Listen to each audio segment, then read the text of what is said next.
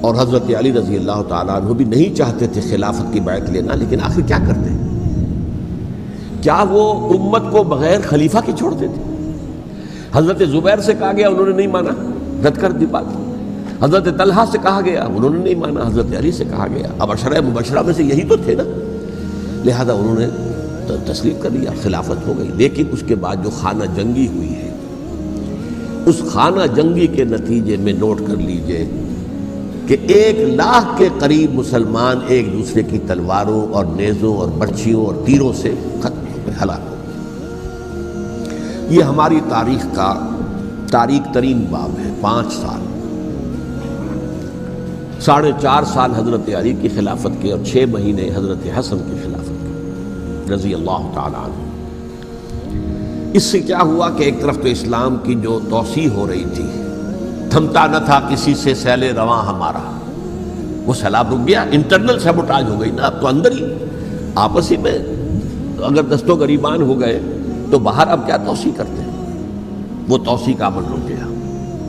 اور یوں سمجھیے کہ جیسے ٹرک اگر کبھی چل رہا ہو، بھرا ہوا ہو، لوڈڈ، اور وہ چڑھائی چڑھ رہا ہو، تو اگر کہیں موشن ٹوٹ جائے، ٹرک کو رکنا پڑے، تو ڈرائیور کے جان پر بن جاتی ہے، اس لیے کہ اس کو دوبارہ سٹارٹ کرنا، اور جبکہ وہ چڑھائی پر ہے، انکلائن پر ہے، آسان کام نہیں ہوتا، خطرہ ہوتا ہے وہ پیچھے جو ہے وہ نہ جائے۔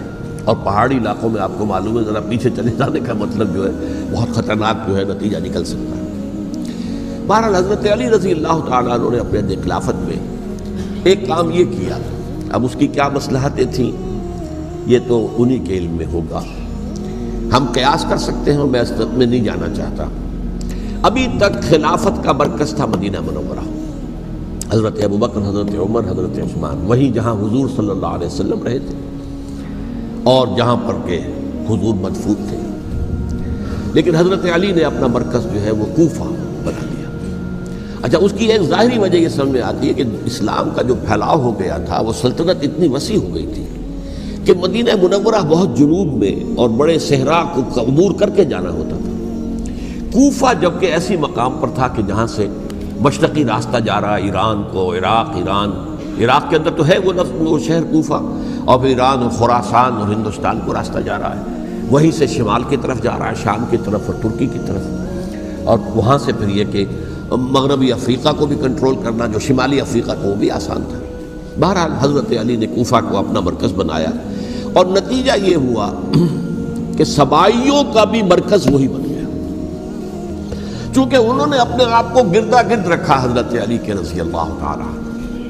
اب ظاہر بات ہے کسی پرٹیکولر پرسن کے خلاف تو کوئی مقدمہ موجود تھا نہیں، بلکہ جب جنگ جمل ہو رہی تھی، ابھی جنگ نہیں ہوئی تھی، حضرت عائشہ، حضرت طلحہ، حضرت زبیر وہ لے کر آئے تھے ایک لشکر اس مطالبے کے لیے کہ حضرت عثمان کے قاتلوں کو سزا دی جائے، قصاص لیا جائے۔ حضرت علی رضی اللہ تعالیٰ عنہ سے گفت و شنید ہو رہی تھی، حضرت علی جو ہے اس پر آمادہ ہو گئے کہ ٹھیک ہے، میں جو بھی قاتلین عثمان ہیں ان کو گرفتار کر کے سزا دوں گا۔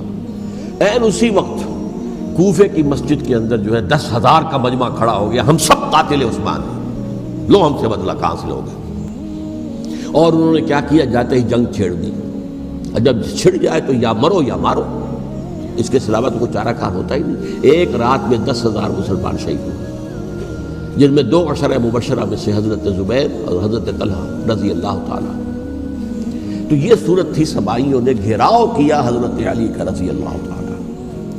حضرت معاویہ دعوے دار نہیں تھے خلافت کے، قطعاً نہیں، ان کا صرف ایک دعویٰ تھا، اور وہ یہ تھا کہ عثمان کے قاتلوں کو گرفتار کرو، یا خود سزا دو یا ہمارے حوالے کرو، ہم اس سے قصاص لیں گے۔